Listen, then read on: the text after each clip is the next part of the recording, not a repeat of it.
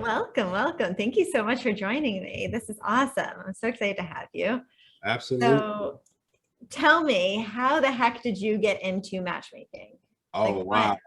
wow. That is a really, really long story. But the short and condensed version is I've been married once before. I got divorced. That marriage ended very quickly. So I walked away from that toxic situation feeling kind of jaded about marriage and relationships in general.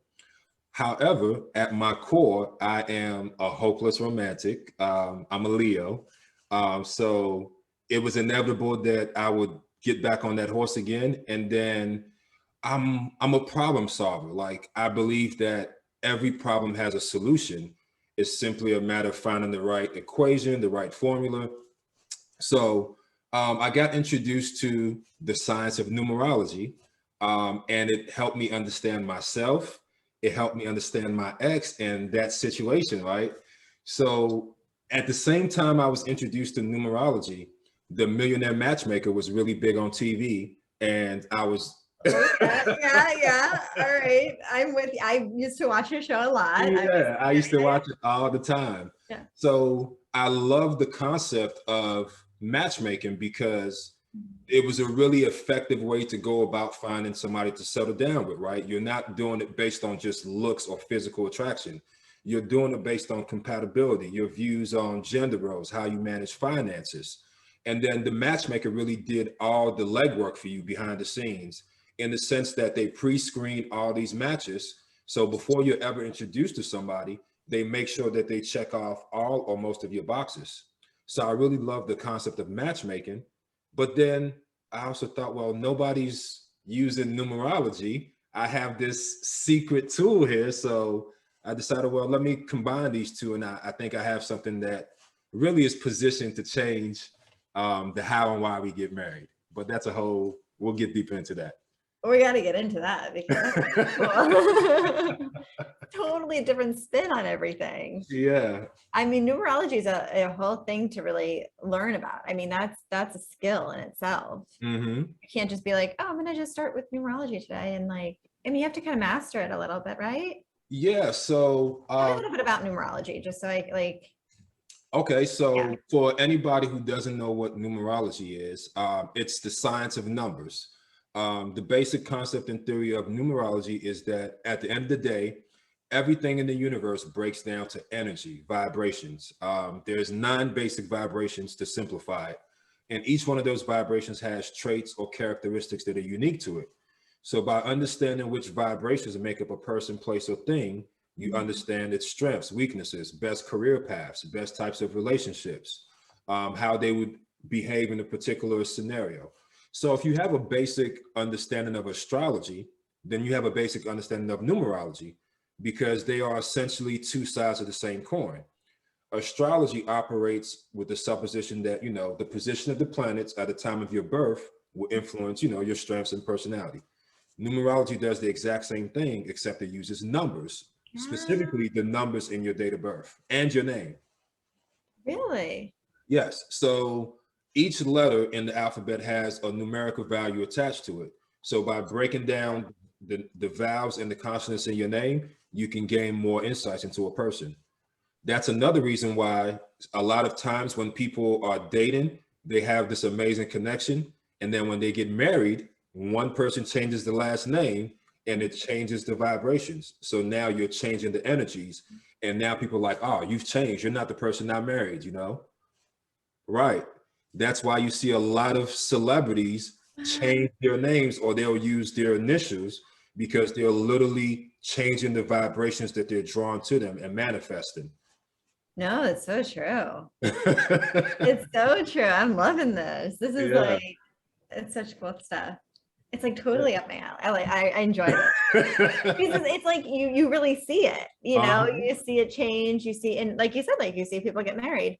And then all of a sudden you're like, well, they dated for like 5 years and they were fine. They get Right. married and then they're divorced the next day. Right. It's like, oh, she turned into a different person or he turned into a different person. And then once they get divorced, a year or two later, it's like, oh, we're back to being best friends. And it's Mhm. like, what changed? Well, you changed your name back. So the vibration you were manifesting changed. So that's one key area that I look at in terms of like compatibility. And when couples are having, issues, I also do, what is it? Couple counseling, if you will. Yeah. Yeah. I could see where you could be really, you're, yeah, very good at that. I could see that. Yeah. Yeah. Numerology really came naturally to me because I've always been somebody who, so I'm what people would call an ambivert these days, right? So I have my moments where I want to be outgoing, socialized, but really I'm an introvert. So I naturally love studying and watching people. Like when I walk into a room, my natural instinct is to fade to the back and kind of like gauge people. Like ever since I was younger, I had this thing where when I meet people, I try to guess how old they are from their facial features or, what ethnicity, things like that. So people have always fascinated me. Psychology always fascinated me. So numerology kind of gave me like a cheat code. So once I have a person's birthday, I kind of have a peek into their mind. So it came naturally to me. Once I discovered numerology, it was like I became obsessed with it. I wanted to break everybody's numbers down, my family, friends. It got to the point where I would just sit back and watch people and I would try to guess their numbers just from their mannerisms or their behavior. So yeah, it came natural to me, but it took a lot of studying too. So how do you feel about like the Enneagram or like those personality tests? Like, do you feel like I think those numerology are kind of also captures accurate. it? Mhm. I would agree with that. I think they're accurate as well. I believe mine is INTJ A for advocate, which I think they said is like one of the rarest types, but it lines up perfectly with the numerology or what the numerology says about me. So I just say those personality tests are good and they are accurate, but like I said, numerology is kind of like a shortcut and it gives you right then and there, the information that you need. Yeah. Yeah. Especially if you have somebody like you doing it, you could just have like, Thank you, thank you, thank you, thank you. fun. That's fun. Okay, so I got to go back into this timeline again because I'm a timeline person. Okay. So you were married and you were divorced, and then you got into matchmaking because there's not a lot of guy matchmakers, I have to say. No, so that is another thing that's really unique about me and my process is this is a female dominated industry. So when I come into it, I come into it from obviously the failed marriage, right? So in that sense, a lot of people say, well, how can you be a matchmaker if you didn't, succeed at your marriage? Well, I'm not telling you to do the exact same thing I did. I want you to learn from the mistakes that I made, right? So I'm telling you what not to do. And then two, I've made it my point and my mission to study relationships in general, right? So as a subject matter expert, what we do is we spend so much time investing into one particular subject. Doesn't mean we have all the answers, but I have more answers than the average person because I've dedicated more time to this.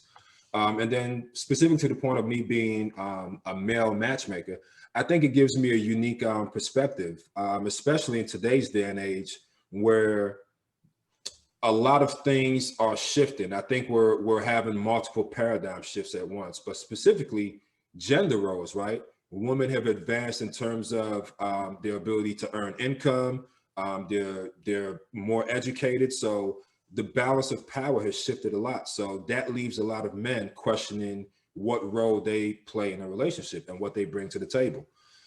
In a lot of ways, some men feel like it's kind of unfair and they get taken advantage. But that's a whole nother conversation. But I feel like I'm uniquely positioned to speak to these men and help them find long lasting relationships. And they know that they have somebody who understands their fears, right?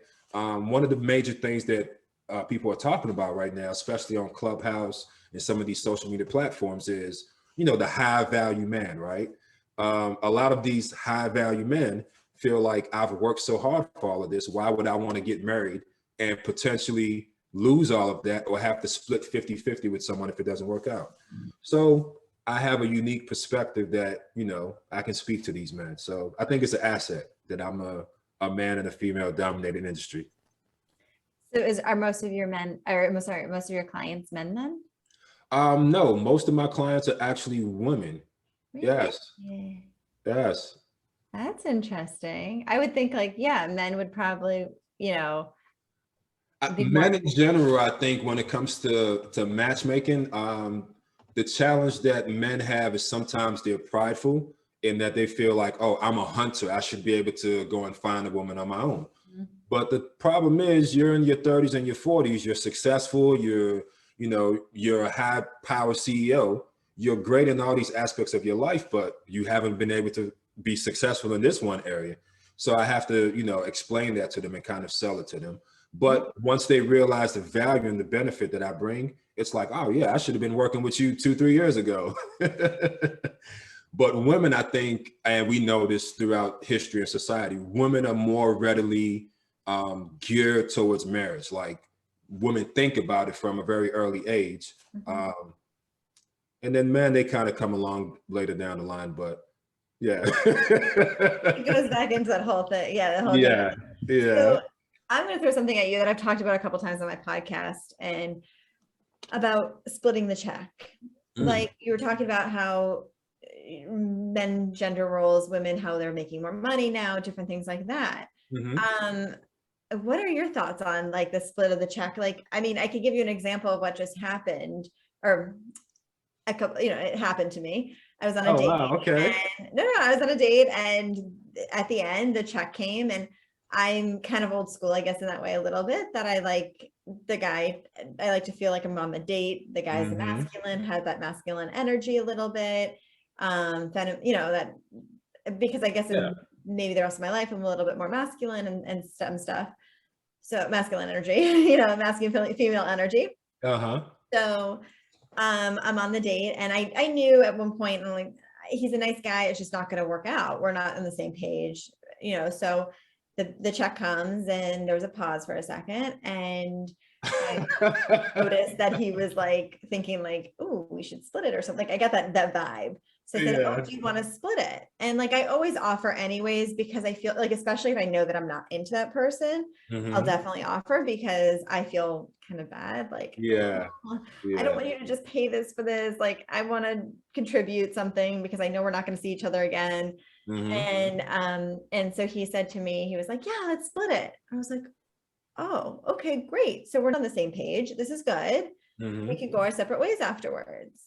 And then he like texted me a couple days later. So I was like, then I realized we were not on the same page. But anyways, go back to the split of the check. Yeah. Going into that, is that becoming more popular? Is that like, is that a thing? So Because women are making more money than they, I mean, so obviously than they were back in the 50s. it's becoming more of a thing, but not in the sense that it's becoming more popular. There are more men who are coming around to the position of saying, well, if a woman is making just as much money or more money, why should I be the one that has to continue to pay? So we are seeing more of that mentality. However, I'll answer the question in two ways. One, my personal opinion, and then two, professional opinion. So I love it. Okay. I'll start with the professional opinion. I think for each relationship and each relationship, the dynamic is different, right? For some people, they subscribe to more of the traditional roles where the man is the protector, provider, and whatnot, and he shoulders the financial burden, right? And then the woman has her role that she plays as well. But then you also have more of a modern take where we both are working and we both share the bills equally.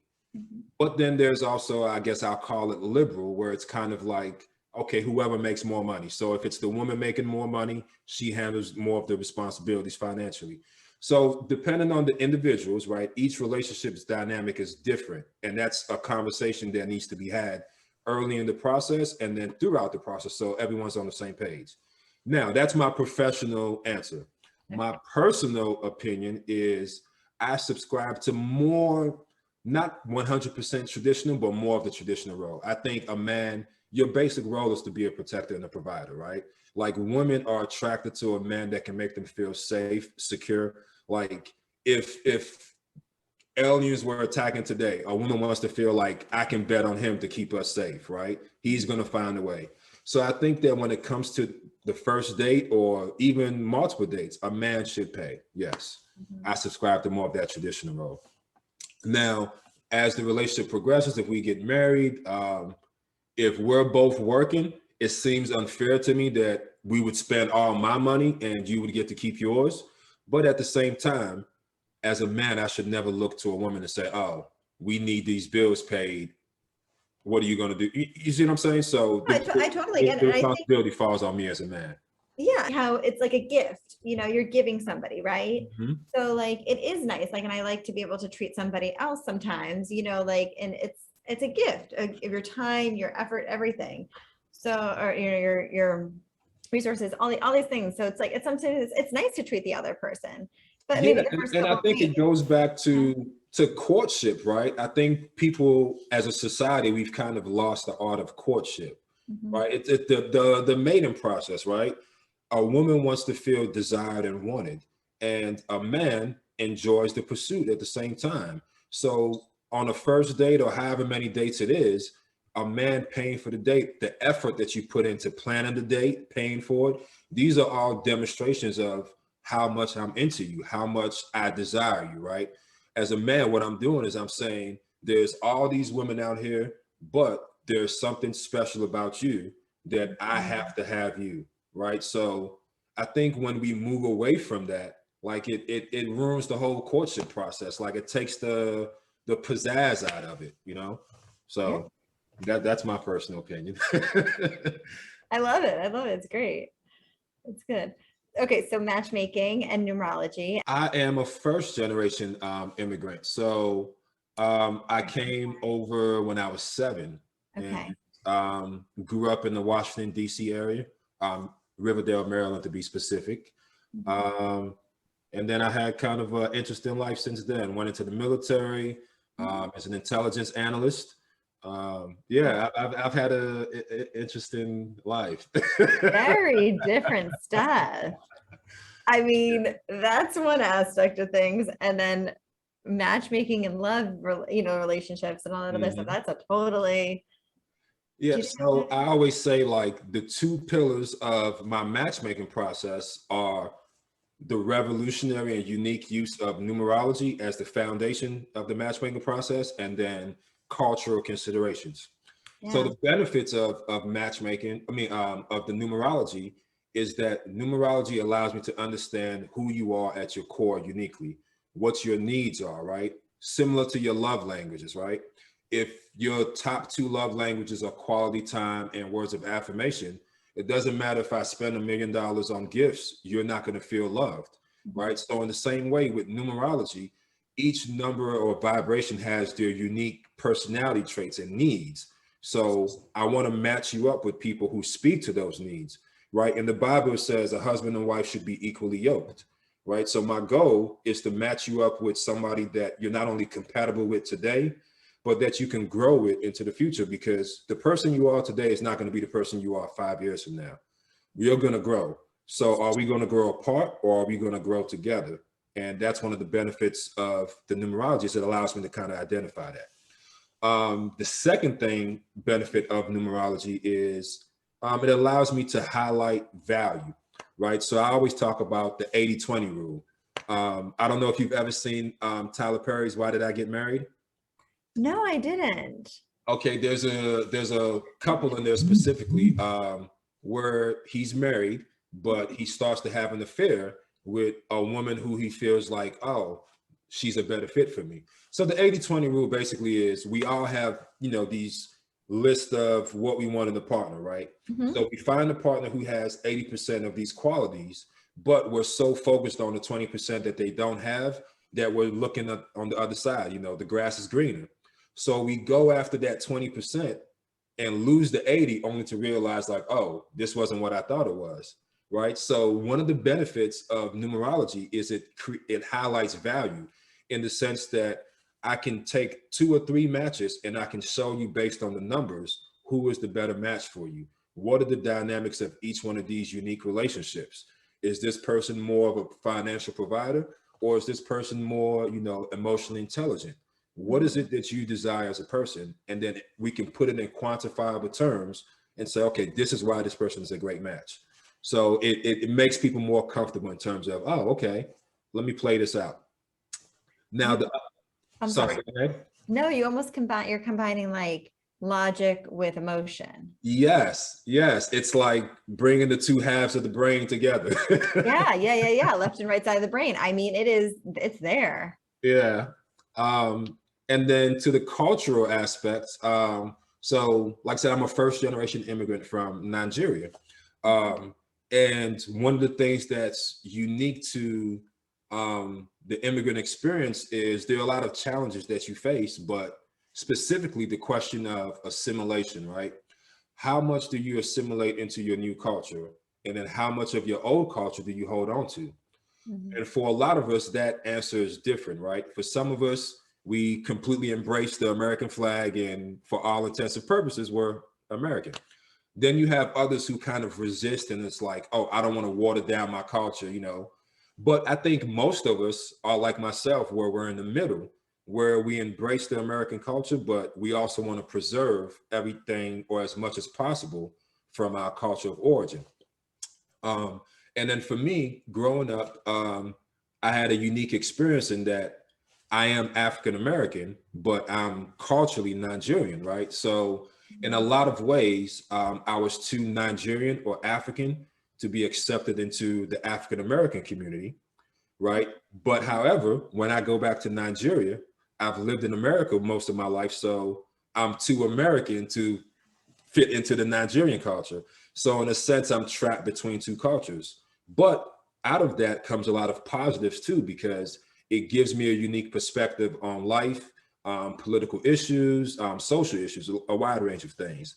But so that was one of the reasons why I wanted to start the business, is because there are a lot of people like myself who are in this unique cultural position, right? So for some people, they want to marry someone that preserves and can pass on their cultural traditions. And then for other people, they feel like, oh, well, I fit more into the American culture, so I want to marry someone American, you know. So whichever category you fit in, I have a solution for you. It's really nice. You have like both backgrounds on that. Yeah. You can really relate with your client, Mm-hmm. which is so nice and so important. I mean, Right. you get where they're coming from. You're in it with them. It's very important. Yeah. When I set about creating this, it wasn't about the financial gain or any of that stuff. It was one for personal selfish reasons.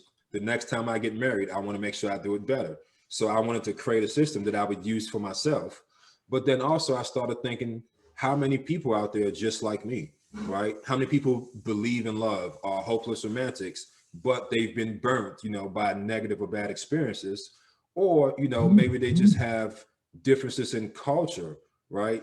Mhm. There are people that can benefit from my knowledge and expertise. So I said, man, let's do it, right? And I think God has a purpose and assignment for everyone, right? And I believe this is my purpose for coming into this life. So if I can bring people together and create long-lasting marriages, oh man, that's a win.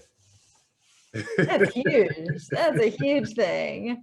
It's such a I have to say like mitzvah, like it's I don't know another word to use other than that word. That's the only word I can think of. But it's such a huge thing. I mean, helping somebody else find their soulmate and their person. Mhm. I think it's amazing. And I totally agree. I totally agree. Especially now too. This was actually like an 8-year process of planning to actually launching the business. But when I first, I guess, conceptualized the idea, um, I knew that one, people didn't know a lot about numerology, so I would have to educate people about that. And then two, I knew that people weren't necessarily sold on the benefits and value of working with a matchmaker. So I knew I would have to do a lot of education, if you will. Like I used to say, I wanted to create a paradigm shift, right? A paradigm shift being when you have an old or established way of thinking about or doing things, and then something happens where we all of a sudden have a shift. So, for example, Once upon a time, we thought the earth was flat. Now we all agree that it's round, at least most of us. Or another paradigm shift, more recent, is what Netflix and the streaming services have done to cable and the theater industry, right? The way we get our entertainment and watch movies.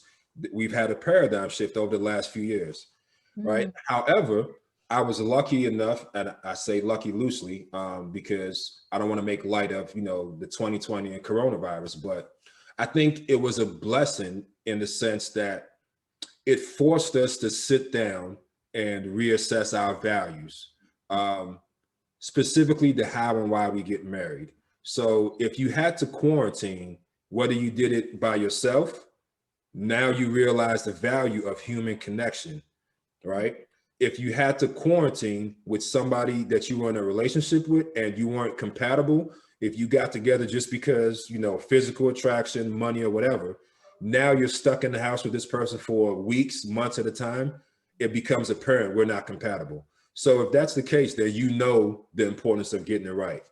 And then for somebody who's maybe quarantined with their family and friends, again, it becomes all too clear what's missing in your life.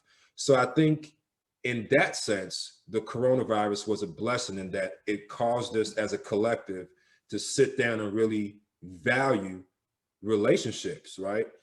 Specifically romantic relationships with your partner. I always say, like, the person you choose to marry is the most important decision that you'll ever make, right? For two reasons. One, it's the only family you get to choose. You don't get to choose your mom or your dad. You don't get to choose your brothers or sisters. You don't even get to choose your children. But the person that you spend the rest of your life with, you're making a choice, right? And then two, this is the most important relationship because it's the longest relationship, right? You're a child, you come into your parents' lives, but at some point you're going to go off to college, start a life of your own, right?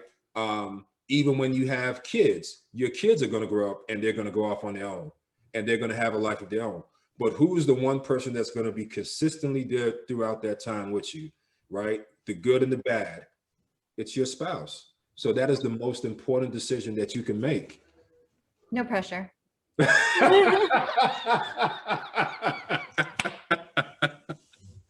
No pressure, no pressure. I'm not sweating over here or anything. And I'm like, oh my gosh, this is a lot. It's okay. That's why you have me and people like me. That is very, I do all the very legwork for you. true. That is very true. That's why we need matchmakers in this world.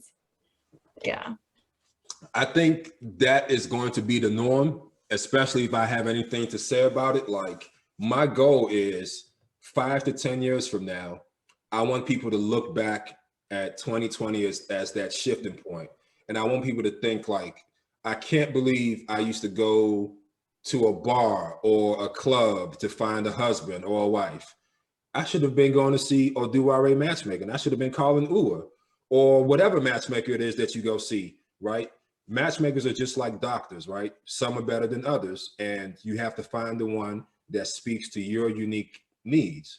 So I think matchmaking is going to make a huge comeback, and it's going to be the norm, especially if I have anything to say about it. That's my goal. I think it's so true. You're right. It is like a doctor, but you also have to vibe with that matchmaker. And that's why there's so many different ones out there, because you have to find the one that fits for you. And then because it's a lot of trust somebody puts in you. And you get to really know your clients. I mean, you're talking to them a lot. You're analyzing them. You're getting in the nitty gritty with them. It's one of the favorite parts of the job for me, actually. Because like I said, I'm an amateur psychologist. I love understanding people. Like I love figuring things out. And to me, people are like the most interesting puzzles. So I love that initial process of really digging deep and learning about, what makes you, your experiences. Where did you grow up? What type of roles did your mother and father have in the household? Like, I really want to learn all of these things because all of these shape who you are.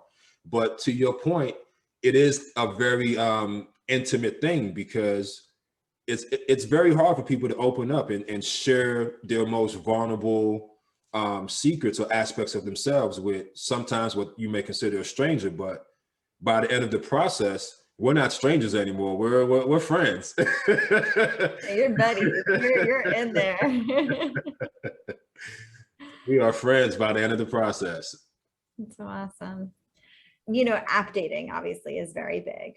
And this is a thing, but what are some of the trends that you're seeing or with app dating? Obviously, as a matchmaker, I'm a bit biased in the sense that I think you get better results from working with a matchmaker because it's a personal approach, as opposed to you swiping left, swiping right. You have somebody that actually does the background work for you. But I don't think that dating apps are wrong for you to use. It's possible to find somebody on there and make a connection. Now, in terms of what people get right and what they get wrong, what they get wrong a lot is the type of pictures that they post. For one, sometimes people don't post enough, right? So if you have 2 or 3 pictures on your profile, that's not enough. You need at least 5 or 6. People want to see you in different settings and get a different perspective of who you are. It allows them to get a feel for your personality. 2, I see a lot of people that post mirror selfies or, you're laughing. Have you seen them? I've seen it. Yeah. So it can be quite entertaining. So I would say that if you're somebody who's guilty of that, the message that you're sending out to a potential match is that you don't really care, right? If you didn't put the effort in to take a quality picture, it doesn't have to be professional, but if you didn't take the effort to take a quality picture, it's like, I don't want to waste my time with this person. Another major red flag or no-no that I would say is, and unfortunately, this one is with a lot of women, in their bios, they usually start in the first sentence or 2 sentences.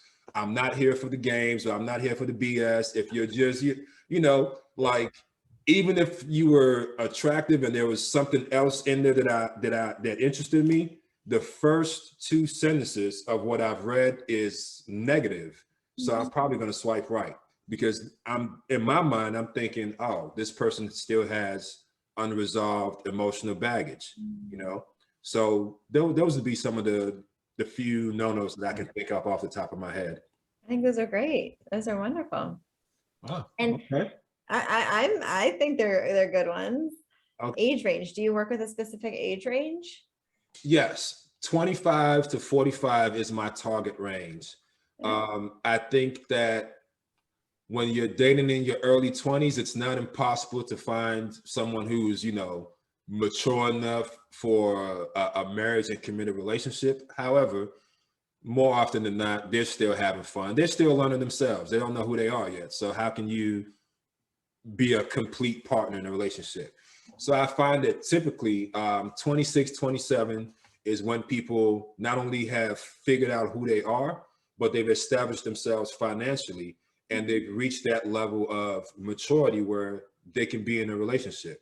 I always say that there's 3 stages of maturity.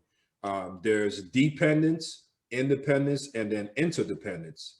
So dependence is usually, from birth into your early teen years, right? You depend on your parents and other people for your sustenance, your bills, your food, things of that nature. Independence is usually starts in those teenage years where they start to get a little rebellious and usually runs into your late 20s. But it's that point where you go out into the world and you say, okay, I want to stand on my own 2 feet and I want to show the world what I'm made of. But most people make the mistake of thinking that second stage of independence, you've reached maturity. I would argue with that. You don't reach maturity until you get to that 3rd stage, which is interdependence. It's that point where, okay, I know who I am, I know what I'm made of, but now I'm not satisfied with just looking out for me anymore. I want to have a partner to share it with. I want to be responsible for somebody else, not just a spouse, but children.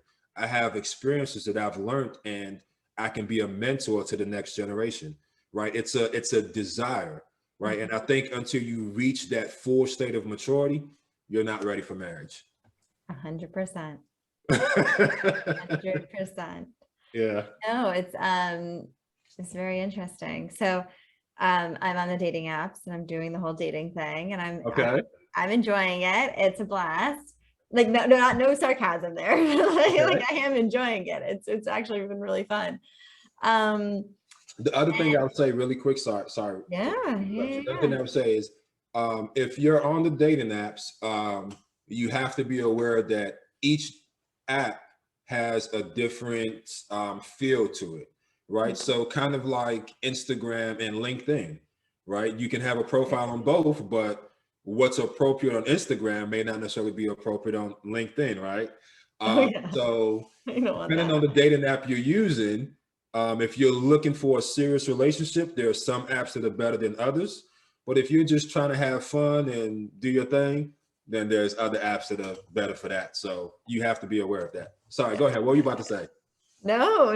So I'm gonna just there's this other fun part you're kind of talking about maturity and different things, but Okay. so an age range 25 to 45. Hmm. So um I decided I was like 2 years younger than me on the dating apps and 10 years or so above me. And I Okay. figured, okay, I think that's a good age range. Hmm. I was like, I think that's pretty decent. And then I'm going on these dates and it's just too serious for me in a way because it's like almost like when are we getting married and having kids and I want something serious. And I'm like, I just want to go out and flirt with you. Like, can we just flirt? Like, what happened to flirting? I feel like it's gone. Yeah. So I actually was talking with a friend and they're like, you know what? The new rule is, and he's like, well, I heard it on Parks and Rec. So I was like, well, then it's gotta be true. Like, right? Parks and Recreation, like the show, like, okay. But he's like, apparently they said on Parks and Recreation that you can date somebody half your age and then add 7 years Half your age and then add 7. Wow. is the lowest you can go. Ooh. You See, don't agree with that? actually, I don't. I don't. Oh, tell me why. So for me, my rule of thumb when I'm doing matches is 7 years is the magic number to me. No younger than 7 and no older than 7. That's not to say that you can't have a connection with somebody, 20 years younger than you or 20 years older than you. However, life is about stages, right? If you think about the things that were important to you when you were, 14, those things aren't important to you now, right? So if life is about, or if marriage and relationships is about picking a life partner, right? This is somebody that you want to travel through life with and do the business of life. You want to make sure that you're on the same path. If one of you is too far ahead, there are experiences that you can't relate to that that person is having. So, for example, if and I'm 33 myself, but assuming I would say 25 and I was dating a 45-year-old. 25, I'm still looking at having kids, right? I still have my future ahead of me. 45, she's probably had kids, or if she hasn't, it can be risky to try to have kids at this point. That's not where she's at, mentally. Then as we start getting older, you start looking at things such as menopause, right? Um, as a 25-year-old, can you be there emotionally to support that person when they're going through that? So that's what I mean in terms of you want to make sure that you're progressing in terms of at the same speed. Um, at 25, you still want to hit the club and party, right? But 30, 40 years old, it's kind of like, let's have a get together at the house instead, right? So what ends up happening in a lot of these dynamics is one person feels like the other is trying to change them or impose their will or expectations on them, right? So I think as a rule of thumb, no older than 7 years, no younger than 7 years. And whatever that person is going through in terms of life experiences and development, you're either right there with them or you're not too far behind, that you can learn from their experiences and then do it better the next time. Yeah. I mean, obviously there's some exceptions to the Oh rule, yeah, yeah, but yeah, I think that does make a lot of sense logically. Yeah, for sure. yeah. There is no one size fits all. Yeah. Just the way my mind works, I try to get the best results possible. And sometimes I'm a little over analytical, but I think I play it safe sometimes. Yeah. But it's possible to find somebody outside of that age range. Yeah. I mean, I think that's a very good start. And I think that makes a lot of sense. I mean, especially if you want to have kids and do all those other things, it's very important. Yeah. A really good example that comes to mind off the top of my head, where I think they're about 20 years apart, but they've made it work really well, is Catherine Zeta-Jones and Michael Douglas. Yeah. Yeah, they've been together for a while, and when you see them, they're still madly in love. Yeah. So they've made it work. I like that. No, it's very true. I've had a couple couples on my podcast actually that have been married to a guy 11 years younger or so, or even whatever it may be. Which is interesting. It's fascinating. And I think it's valuable, but you would never even know between the couples because they're Yeah, just so in tune with each other. Yeah. So in tune, which is amazing. Thank you so much for being on. This is so much fun being on this podcast. This is great getting to know you and your business. Thank you for having me. Tell everybody a little bit of where they can find you. What's the deal? Yeah, a little bit. Okay, so I'm on pretty much all the social media platforms, the major ones. I'm on Instagram, Facebook, and then my website. You can also catch me on Clubhouse too. So my Instagram and Facebook are the same handles. It's Oduware Matchmaking. Oduware is spelled Oduware, Matchmaking. There's not a whole lot of Oduware, so once you type in Oduware, it'll pop up. And then my website is the same, oduwarematchmaking.com. And again, it's spelled Oduware. And then you can just Google my name for Clubhouse or type my name into Clubhouse. I have a couple of rooms that I host. So I am a moderator on United Tribes of Africa, where we discuss all issues, relating to the diaspora of, African Americans from all across the globe. I co-host rooms on relationships. I have 2 rooms I do where I teach people about the power of numerology, how to break the numbers down yourself, and then how to use numerology as a useful tool when intentional dating, right? So you can use this to screen potential matches. So for someone who's on a dating app, and let's say you have 3 or 4 people that you're into and you're not sure, which one should I go with? Who's the better fit? I teach you how to break the numbers down and do a compatibility assessment with yourself and them, and you can figure out which one speaks to your needs more. And then it provides value. That's fun. It's nice that you teach people to do it on their own too. Yeah. I want to empower people, and I want people to learn more about the power of numerology.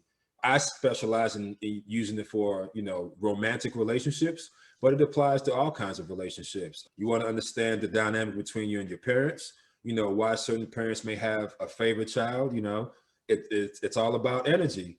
Come on, no I'm favorite child here. Everybody's never admit it. You can use it in terms of staffing, right? Because you want to make sure, that the people that you're bringing into your organization aren't going to be a challenge to you in terms of the way they do things. And then obviously, some people are naturally gifted and skilled at certain things, right? So if I can find someone who's a natural communicator, I'm going to put you in charge of my marketing, or my communications. If you're more talented at organization, okay, I'm going to put you in charge of the books or in charge of the day-to-day operations. So there's many different applications for numerology, but matchmaking is what I enjoy and I love. It's the psychology of people, and people are fascinating. Yes. Fascinating. Yes. Well, Ua, thank you so much for coming on the podcast and doing this and sharing your knowledge with the world. I really, really appreciate it, and helping people find love. Like that's what it's all about. It's finding your person. So when matchmaking works at its finest is when, say, you come to me and say, hey, I want to be matched up. I have anywhere from 500 to 5,000 people, or maybe more, in my database that I can go through to find you a quality match, right? If you start with quantity, it allows you to be selective and really narrow down to quality, right? So to that effort, I'm always looking to build up my database. So anybody who's interested, for the rest of this month and up until the end of August, you can register for the database for free. Oh my gosh. That's special. My birthday is in August, so I'm feeling very generous. Ooh.